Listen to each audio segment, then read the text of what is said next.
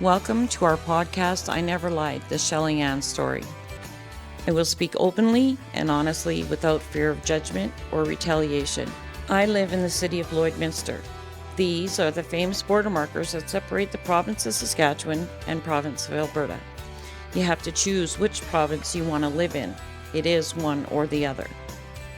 To me, and in relation to this podcast, these border markers represent the idea that when it comes to childhood trauma and abuse, you must pick a side. On one side, you can choose to remain silent, believe this is a taboo subject, and not get involved. Or you can step on the other side and reach out to others, either to help or to get help. Just like the border markers, this is one area that you cannot live on the fence. If you try to, you will eventually fall off. In this series of podcasts, I'm hoping to educate, inform, and inspire you to stand up against childhood trauma and abuse. And if you are a victim, I want you to know that you're not alone. Everyone has broken pieces. No one is complete. There's no such thing as perfection.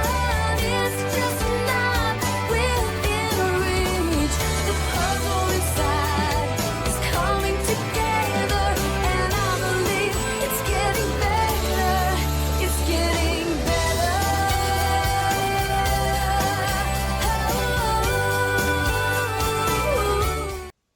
Hi, and welcome to Season 2, Episode 2 of I Never Lied, the Shelly Ann story. I'm Shelly Ann. Throughout this season, I hope to bring awareness of the deep-rooted adverse effects on adults who experience childhood trauma and abuse. When the stats in Canada proclaim that 1 in 3 girls and 1 in 5 boys have been or will be abused by the age of 12, I find it shocking that no one wants to talk about it. How are we supposed to protect ourselves and our children if we don't? Some of what I'm going to talk about during the following episodes will be hard for some people to hear and make some people uncomfortable.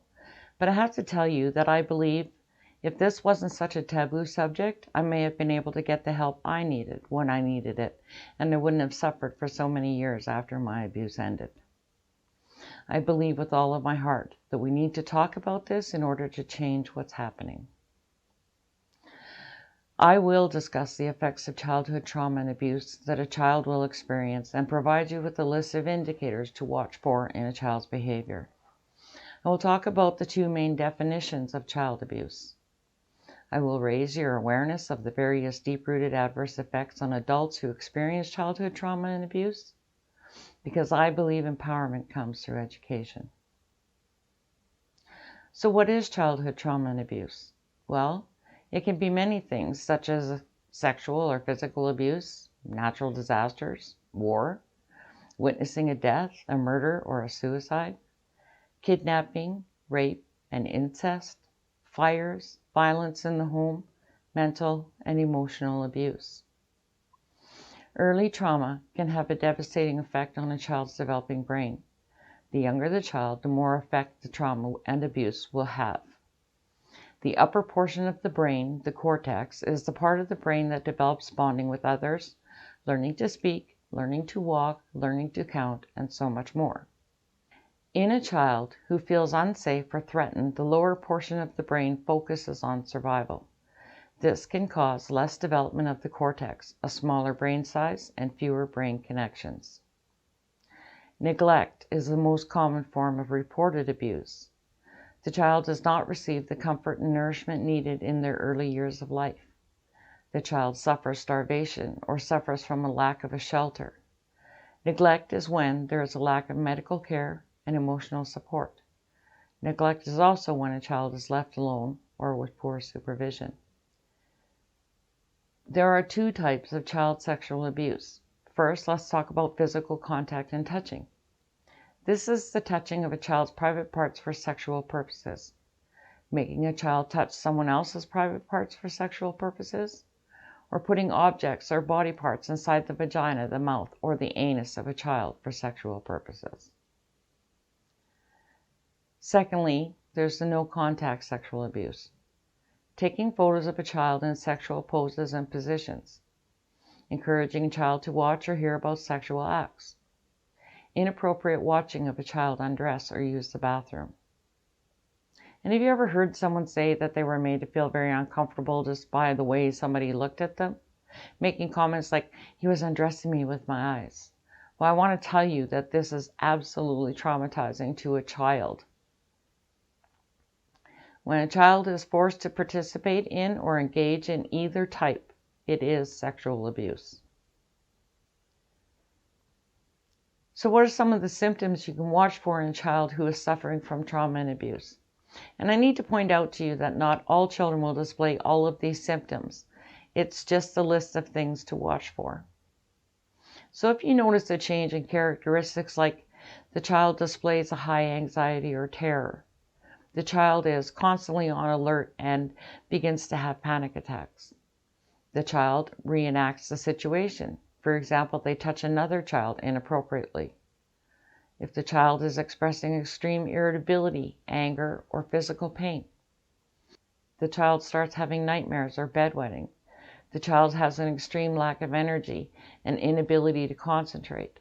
The child has a poor self-image and has feelings of guilt. The child becomes obsessive or develops compulsive behaviors. Or if the child is unable to accept or show love and affection. So what are the deep-rooted adverse effects in adults who experience childhood trauma and abuse and who have not received treatment? Again, not all victims will respond with all of these effects. Every victim is different.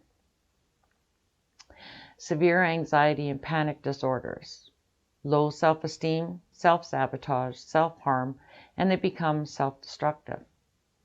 Feelings of depression, guilt, shame, and even extreme anger. Develop drug, alcohol, and gambling addictions. They become sexually promiscuous or may turn to prostitution. They may suffer from various eating disorders. They have suicidal thoughts, make suicide attempts, and commit suicide. And generally, they have multiple failed relationships. Some victims have abusive behaviors and repeat the patterns of their own childhood abuse. They have an inability to trust others and even themselves. Some victims have an inability to love themselves or others. Some victims are diagnosed with having PTSD or complex PTSD. And some may suffer from DIDS, dissociative identity disorder. So here's what you need to know about PTSD and complex PTSD. PTSD is an anxiety disorder that can develop after a person experiences a traumatic event and is generally related to a single event. PTSD affects 7 to 8% of Canadians at some point in their lives. Symptoms may result from changes in some regions of the brain that deal with emotion, memory, and reasoning. Complex PTSD can be more enduring and extreme than the symptoms of PTSD. This form of PTSD is caused by ongoing long-term physical, emotional, mental, and sexual abuse. This diagnosis is relatively new and in the past has been diagnosed as borderline personality disorder. However, there are differences between the two.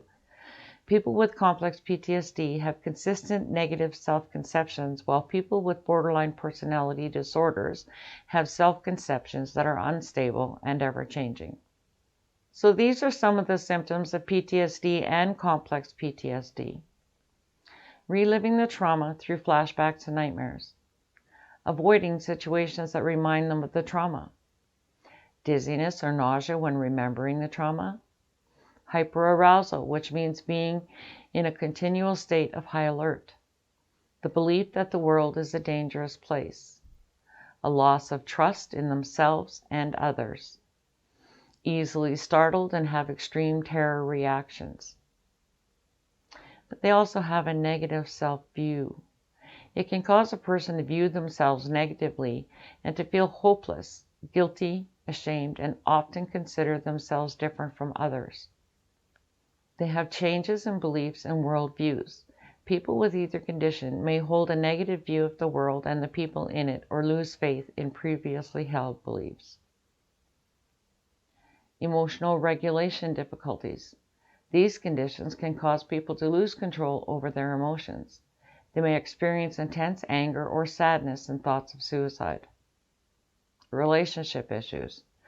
Relationships suffer due to difficulty trusting and interacting because of a negative self-view.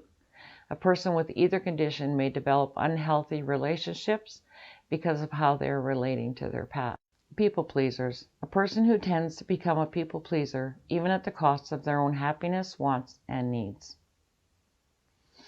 What should you know about DIDS, dissociative identity disorder? DIDS was previously known as multiple personality disorder. It is a mental disorder characterized by at least two distinct and relatively enduring personality traits. There is often trouble remembering certain events beyond what could be explained by ordinary forgetfulness. These states alternately show in a person's behavior and presentations, however, are variable. Associated conditions often include personality disorders, PTSD, depression, substance abuse, self-harm, and anxiety. There is also detachment from the trauma.